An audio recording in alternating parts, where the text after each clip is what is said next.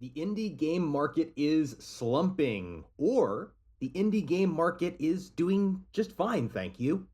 We have the first 2 quarters of data to look at and do a little comparison. So I'm going to revisit a topic, kind of mentioned this in a video I did about 2 months ago. We're going to go back to the topic and see how things turned out. This is actually going to be an argument in 2 parts, because I'm going to have another video coming out where I talk about the competitive advantage that the indies have and how there's at least a chance that we could see them really surge over the next few years and grow massively. But, of course, I have to be Mr. Buzzkill and take down a bunch of the cheerleaders, so first we've got to look at the data and see how they suggest things are a little bit sluggish.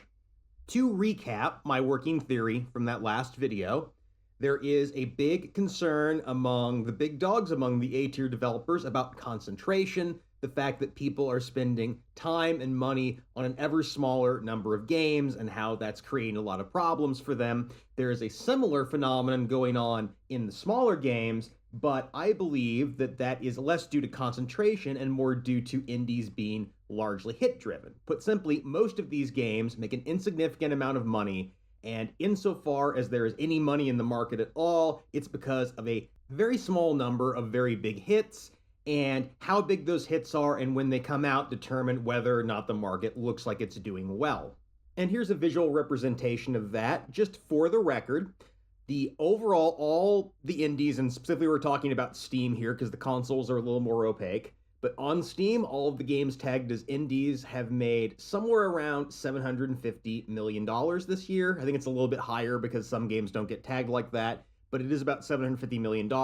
About $500 million of that is from games released in 2025 with their first release in 2025. That may sound pretty good until you compare it to the overall size of the industry. This does mean thus far these games have generated about as much money as esports and less money than video game related content creators on YouTube and Twitch.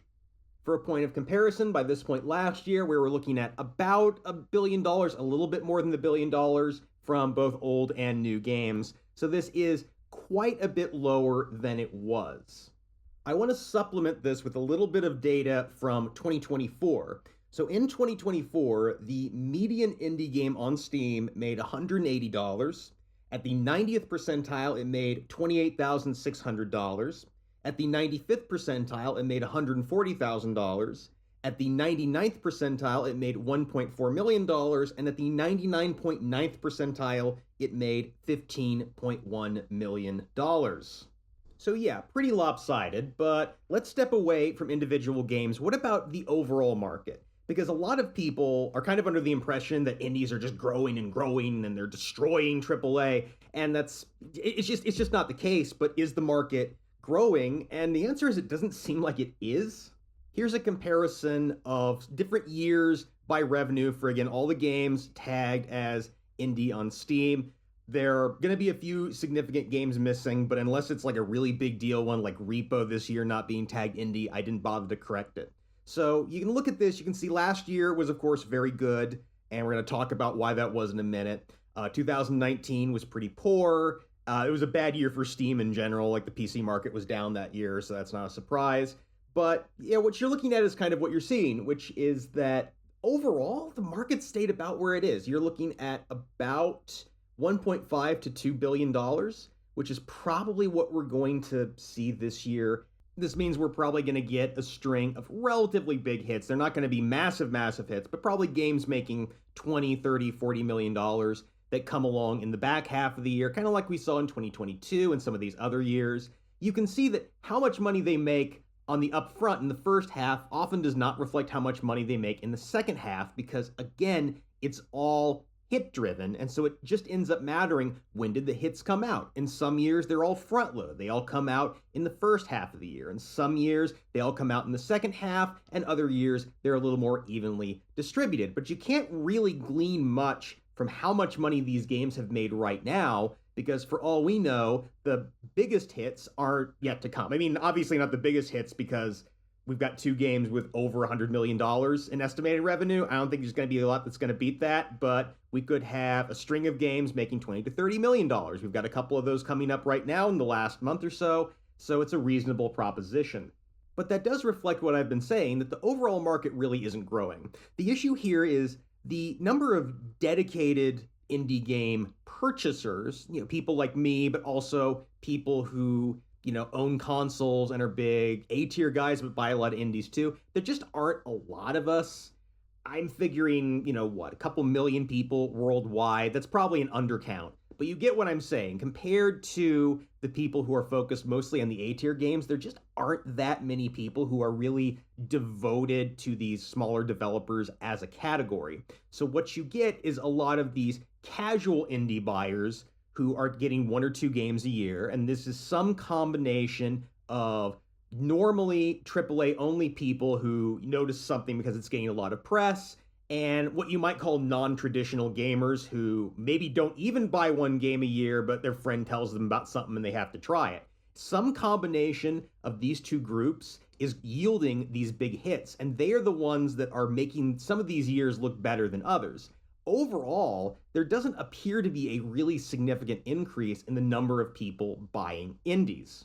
If you want to see an extreme example of how this can kind of create an illusion, we do need to look at 2024, and we need to talk about Pal World.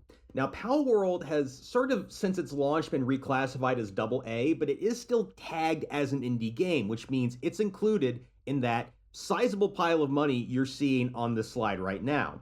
Let me remind you how much money this thing made, because, our 2 big hits thus far, Repo Schedule 1, turning over in the ballpark of $100 million. That's tremendous. It's even beating what we would normally think of as a really big indie hit making 20 or 30 or $40 million. It blew those out of the water, but put them both together and they don't even come close to Pal World, which made $500 million by itself.